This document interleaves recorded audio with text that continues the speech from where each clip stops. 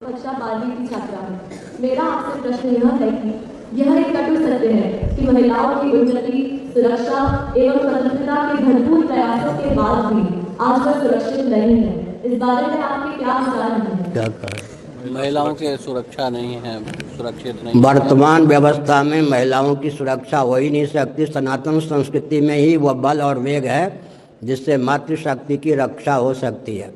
मातृदेवो भव सिद्धांत हमारा है। भगवान को भी हम पहले माता कहकर संबोधित करते हैं। त्वमेव माता।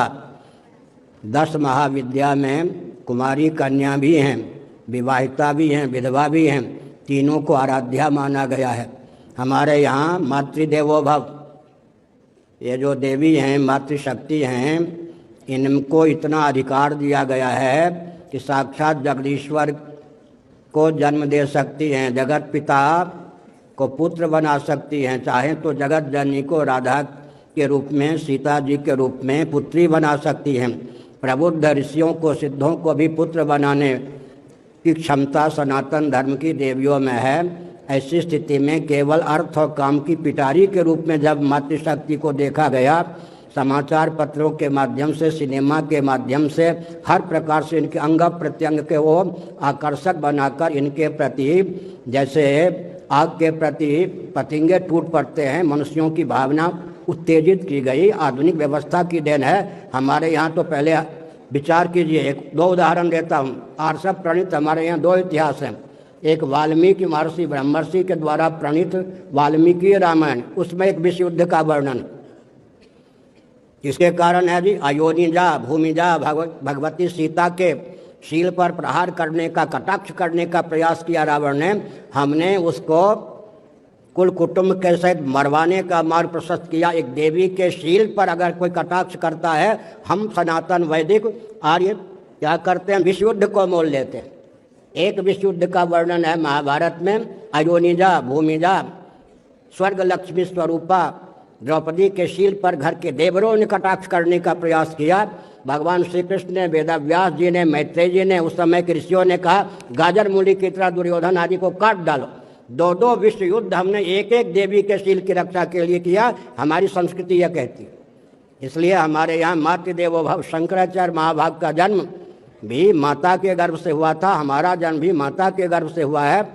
छोटी कन्या भी हो तो कुमारी कन्या की हमारे यहाँ पूजा होती है। जहाँ मातृशक्ति का सम्मान होता है वहाँ देवी देवता रिझते हैं। इसलिए हमने संकेत किया, एकं ज्योतिरभूद्वेधा राधा माधव रूपकम। एक ही भगवान मनुष्य रूपा के रूप में, सीता के रूप में, राम के रूप में, कृष्ण के रूप में, राधा के रूप में व्यक्त होते हैं।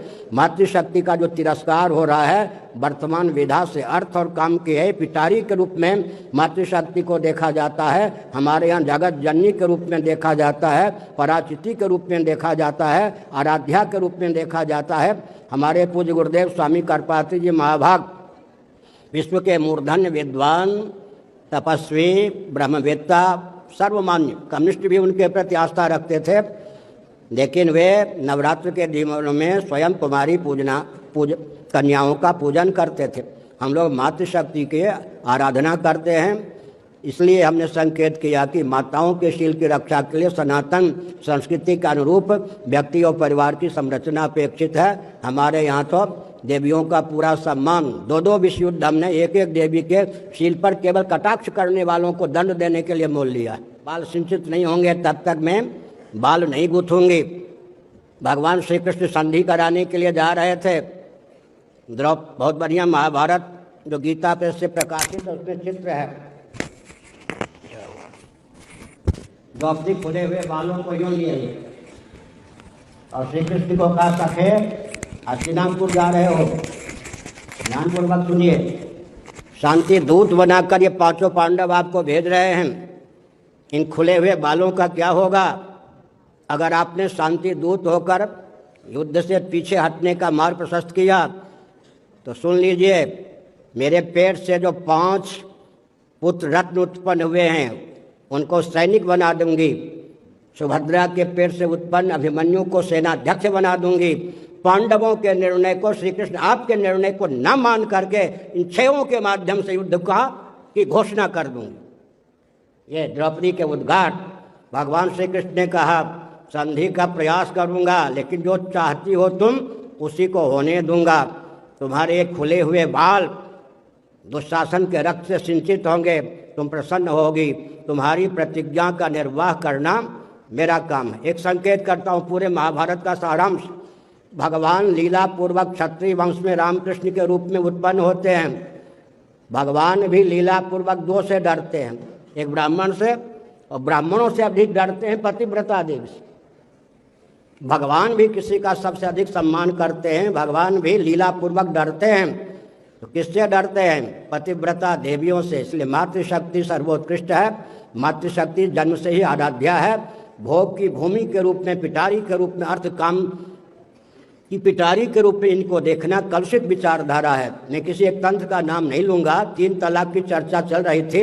उस तंत्र के बहुत महत्वपूर्ण व्यक्ति, ख्याति प्राप्त व्यक्ति ने कहा, आपके यहाँ मातृशक्ति का सम्मान होगा, हमारे यहाँ तो ये भोग की पिटारी मानी जाती है। हम कभी भी इनको मातृशक्ति के रूप में नहीं, सदा ही इनको भोग की पिटारी के रूप में देखते हैं। हमारी संस्कृति मातृदेवो भव की है।